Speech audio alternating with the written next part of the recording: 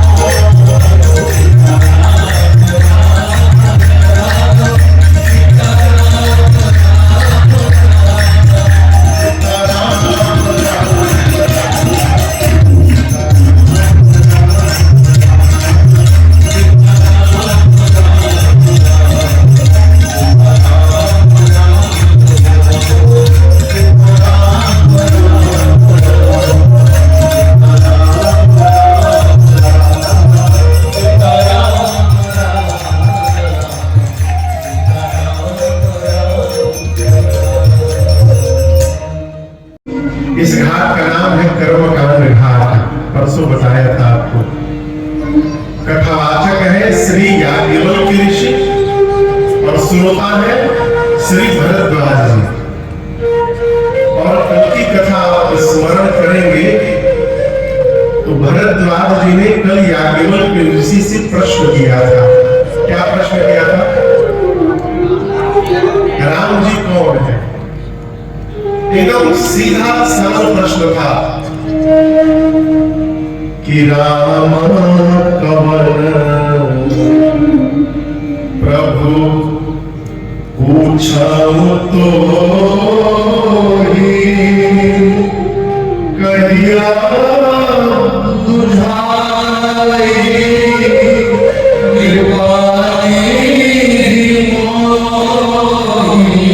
सीधा सा प्रश्न पूछा, प्रभु राम कौन है? और आपने कल की पूरी कथा श्रवण की। याज्ञवल्क्य ऋषि ने एक बार भी इसकी चर्चा नहीं की कि राम जी कौन थे। कहां लेके पहुंच गए कथा को? त्रेता युग में शंकर जी, सती मैया और पार्वती जी की कथा को पूरे सुना डाला। अब यहाँ पर वर्तमान के दृष्टिकोण से देखा जाए तो इतना के संगत नहीं लगेगा। पूछा गया राम जी के बारे में, सुनाया जा रहा है शिव जी के बारे में। यहाँ पुरुषोत्तम जी हमको बुलाए हैं राम कथा गाने के लिए, हम यहाँ बैठ के भागवत नाचने लगे। 5 मिनट 10 मिनट ठीक है, प्रवेश के फिर निकल के बाहर आना चाहिए, लेकिन कल की पूरी कथा शिव कथा हुई। देखिए श्रोता ने बीच में रोका टोका नहीं।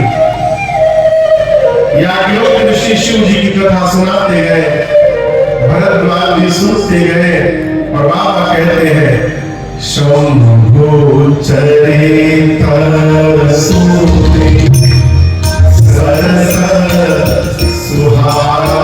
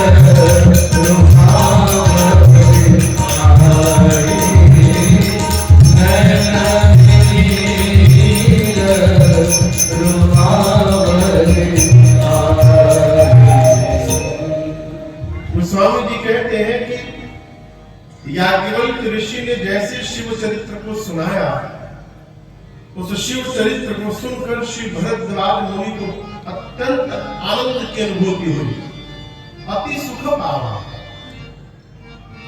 अब आप कहोगे महाराज वो जो पूछे थे वो तो बताया ही नहीं गया, तो सुख कैसे मिल गया? देखिए जीवन में प्रसन्न रहना और जीवन में उदास रहना, ये दोनों परिस्थिति पर निर्भर नहीं करता है, ये दोनों हमारे स्वभाव पर निर्भर करता है।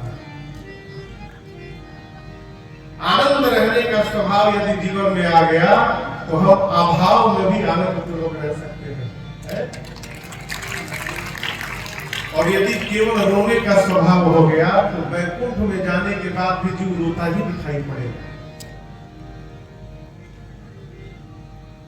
अब आप कहोगे महाराज भरद्वाज जी प्रसन्न क्यों हो गए? केवल और केवल सकारात्मक दृष्टिकोण से क्यों प्रसन्न हो गए? सोचने लगे कि मैंने इनसे पूछी राम जी की कथा, ये सुना रहे हैं शिव कथा।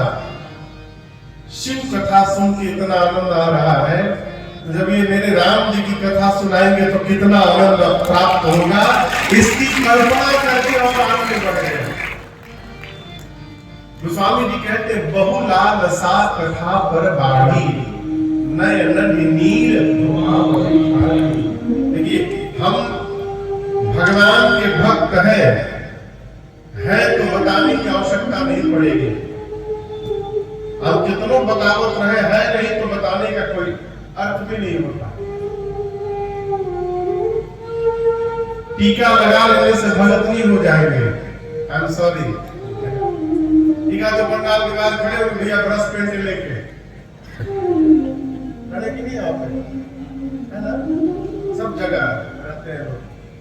एक कटोरा चंदन ले लिए है, कोई भी आवे पहले बेस तैयार चंदन का पीला तैयार हो जाए। आप बताओ राधे राधे की सीताराम महाराज हमको राधे राधे, यही लोग राधे राधे राधे राधे का छापा छप गया, सीताराम छप गया, त्रिशूल बाण धनुष तो मान के रोज छपा। तो क्या उसको लगाने से भगत हो जाएंगे? बड़ी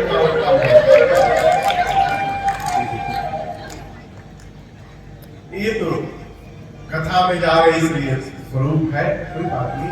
मैं जो कहना चाहता हूं उस पर पहुंचिए। केवल तिलक लगा लेने से हम भक्त नहीं हो जाएंगे। भगवान के भक्त का हम लोग पढ़ते थे तो विज्ञान में एक आइडेंटिफाइंग कैरेक्टर पढ़ा जाता था।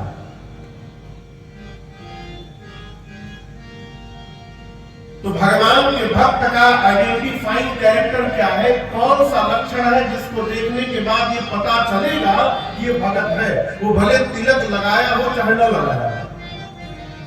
ये मूल विषय है। वो क्या लक्षण है? तो राम जी लक्ष्मण जी से बताए हैं, मम गुण गावत पुलक शरीर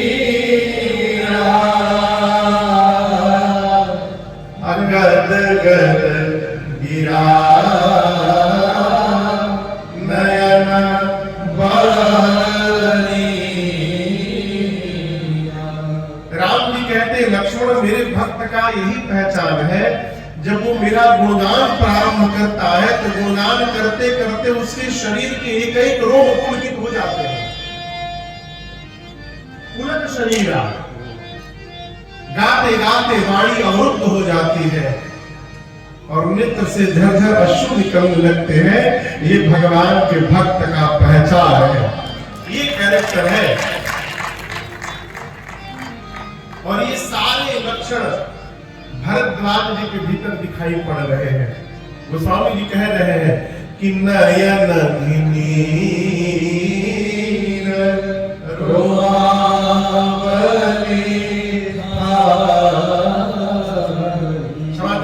टेक्निक लगा के आंसू निकालना नहीं है यहाँ पर, सहज रूप से जो अश्रु निकल पड़े।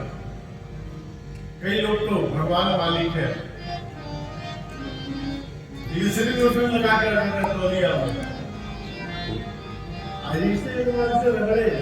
आंसू निकले नकली। भरद्वाज जी की इस दशा को देखकर याज्ञवल्क्य ऋषि गदगद हो गए। प्रेम विवश मुख आप न पानी दशा देख घर से गदगद हो गए। बोले आहो धन्य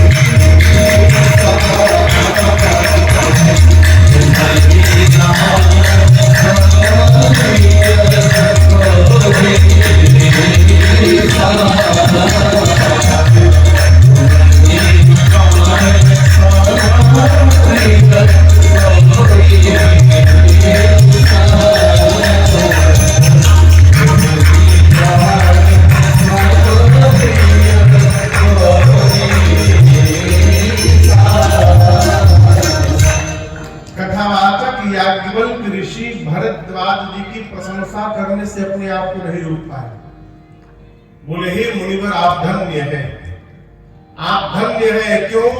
मैं इस बात को समझ गया कि आप भगवान शंकर को अपने प्राण के समान प्रेम करते हैं, आप धन्य हैं। अब यहां एक बड़ी अद्भुत बात है, धन्य किस जीव को धन्य माना जाए? मानस में भी कई जगह इसकी चर्चा की गई है। सीधी सीधी बात समझिए, मनुष्य का शरीर प्राप्त करके जो भगवान का भक्त बन गया वो जीव धन्य है। और केवल वो जीव धन्य नहीं है, उसका पूरा कुल धन्य है। गोस्वामी जी तो कहते हैं जिस मनुष्य के कान निरंतर भगवत नाम श्रवण करने में लगे रहते हैं वो जीव धन्य है। धन्य आस्ते कृतिनापि भक्ति सततम श्री राम नामामृतम। इसलिए कुछ भी बनिए, छोटे छोटे बच्चे हैं ना, लोग लेके जाते हैं मंदिर में, भगवान आशीर्वाद दीजिए, ये सीए बन जाए, ये बन जाए, वो बन जाए, डॉक्टर सब बनाइए। लेकिन मेरी एक प्रार्थना है, सब बनाने से पहले भगवान का भक्त बनाइए। सब बन गया भक्त नहीं बना तो न वो अपने काम का, न राष्ट्र का काम का, न किसी काम का। भक्त बनाइए, भक्त बनने के बाद जो बने समाज का कल्याण ही करेगा। अनुभव करिए, हम केवल निमित्त मात्र हैं। भरद्वाज जी ने कहा याज्ञवल्क्य ऋषि से कि मुनिवर आपके पास एक ही मुख है, आप कैसे गाएंगे? याज्ञवल्क्य ऋषि ने कहा कि भरद्वाज जी, सरस्वती जो है वो कठपुतली है। ये कठपुतली आप लोग जानते हैं, राजस्थान का लोक नृत्य है। अच्छा आप बताओ, पर्दे के सामने कठपुतली नाचती है तो क्या सही में कठपुतली नाचती है? हाँ, लेकिन दिखती तो कठपुतली ही है। पर्दे के आगे कठपुतली नाचती है, लेकिन कठपुतली के शरीर के एक एक अंग में जो धागे बंधे हैं, वो पर्दे के पीछे जो नचाने वाला है उसकी उंगलियों में बंधे हैं। अब पर्दे के पीछे खड़ा आदमी जैसे जैसे उंगली नचाता है, पर्दे के सामने कठपुतली वैसे वैसे नाचती है ना? उसी प्रकार हम लोगों के भी तार बंधे हैं ऊपर। ये जो जीवन है ये पर्दा है, मंच है, हम लोग उसी तरह नाच रहे हैं। याज्ञवल्क्य ऋषि कहते हैं भरद्वाज जी, सरस्वती कठपुतली है, सारद दार नारी सब। और उस सरस्वती रूपी कठपुतली के धागे किसके पास है? तो राम सूत्रधर अंतर्यामी। राम जी के हाथ में उंगलियों में सरस्वती के धागे हैं। राम जी सरस्वती को जैसा नचाते हैं वो नाचती है, और वो राम जी जिस जीव पर अपना जल जान के कृपा कर देते हैं, वही कवि की तरह अपनी वाणी जिनका नचाने लगता है। इसलिए हम नहीं गाएंगे, ये राम जी की कृपा करवाएंगे। देखिए, जीवन के हर उत्कर्ष में भगवत कृपा दर्शन करने का स्वभाव बनाइए। बारंबार निवेदन करता हूं, हर क्षण भगवान की कृपा दर्शन करिए।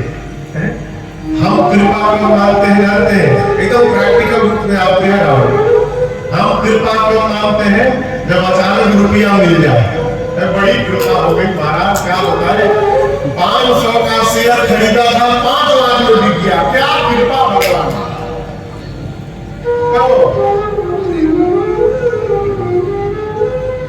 एक कृपा मानते हैं, लेकिन हम आपको कृपा बताएं, रात को सोने के बाद सवेरे आंखें खुल जा रही है, ये भगवान की कृपा है।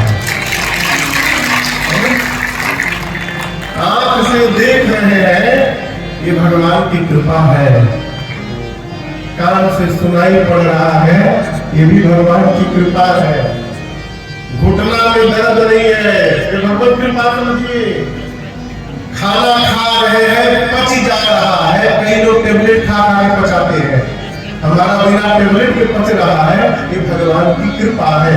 जब कृपा देखने का स्वभाव हो जाएगा तो वन में भी रहेंगे तो भगवान की कृपा का दर्शन होता रहेगा।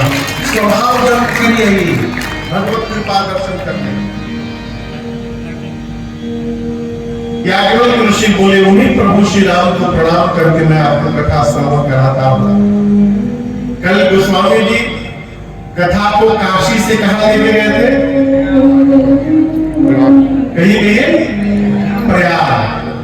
आज याज्ञवल्क्य ऋषि कथा को प्रयाग से लेकर तीसरे घाट पर गए।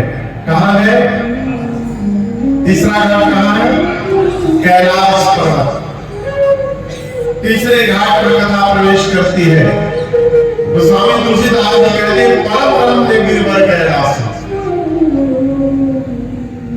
देखिए, जिस दृश्य को देखने के बाद मन के हलचल शांत हो जाए, वो दृश्य रम्यता से परिपूर्ण। आप समझ रहे मेरी बात को? हम लोग घूमते रहते हैं, हर 9 दिन 10 दिन 12 दिन पर प्रदेश बदलता है,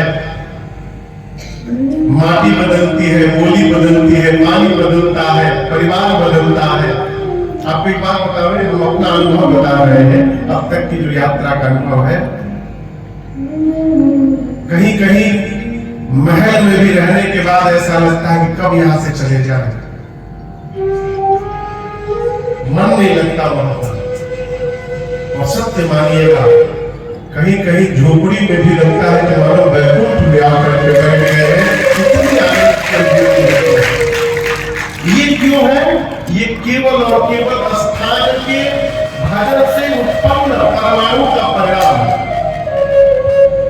आप अपने घर को सजाइए, खूब सजाइए, बढ़िया डेकोरेशन कराइएगा ना, तो जीव देखने के लिए आएगा। जब अपने घर में भजन करके भजन से घर को सजाइएगा तो भगवान के भक्त और संत घर को देखने आएंगे। कैलाश परम रम्य है, और वो भी क्यों ना, क्योंकि वहां पर भगवान शंकर और मेरी मां भवानी जी का सदैव वास है। तो स्वामी जी कहते हैं परम रम्य गिरिवर कैलाशु सदा जहां शिव निवासु, वहां पर सदैव भगवान शंकर मां भवानी का वास है। कैलाश पर एक विशाल बड़ वृक्ष है, बरगद का वृक्ष, और उस वृक्ष की विशेषता गोस्वामी जी कहते हैं कि किसी भी काल में वो वृक्ष हमेशा नवीन बना रहता है, नित नूतन सुंदर सब काला। एक दिन भगवान शंकर गए, वृक्ष को देखे, बरगद के वृक्ष को,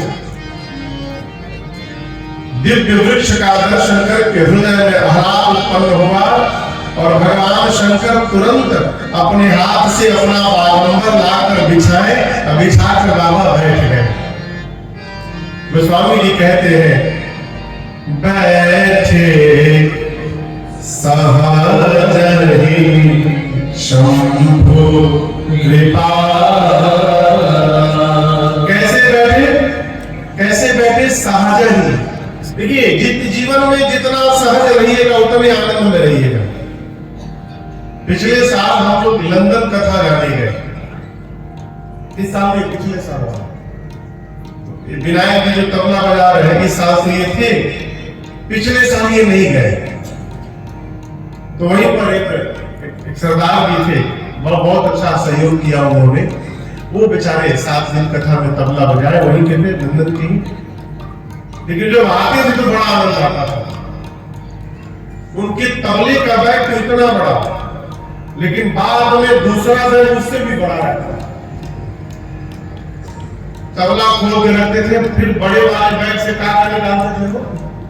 पंखा, अपना एक सेपरेट पंखा, उस तकिया जिसमें वो बैठते थे, और क्या था? मोबाइल का चार्जर, स्टैंड, दुनिया भर का सामान तबले के चारों तरफ फैला लेते थे। उसके बाद बजाना शुरू करते थे। उनको देख करके हंसी आती थी। देखिए, जीवन में सामान जितना कम होगा, यात्रा में उतना अधिक आनंद होगा। सामान बहुत हो जाएगा, यात्रा में नहीं हो जाएगी। इसलिए यहाँ सामान कम लाता जाए।